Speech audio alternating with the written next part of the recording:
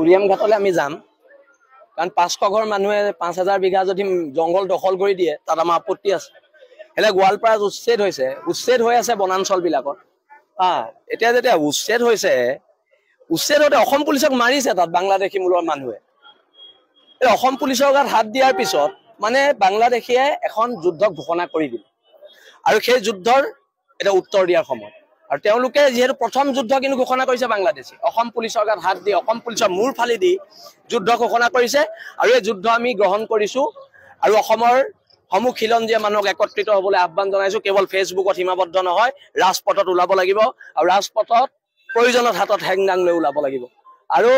এটা শিৱসাগৰৰ চিন্তামণিগড়ত বাংলাদেশী সোমাইছে আজি চিন্তামণিগড়ৰ ওচৰৰ পাজৰে মানুহে মোলে ফোন কৰিছে এটা চিন্তামণিগড় মোৰ ঘৰৰ পৰা কেই কিলোমিটাৰ 15-20 কিলোমিটাৰ দূৰ 15 কিলোমিটাৰো নহয় এটা চিন্তামণিগড়ত উচ্ছেদ কৰিবলৈ আমিতো পুলিচলৈ ৰখি নাথাকিম আমি এদিনতে উচ্ছেদ কৰিম চিন্তামণিগড়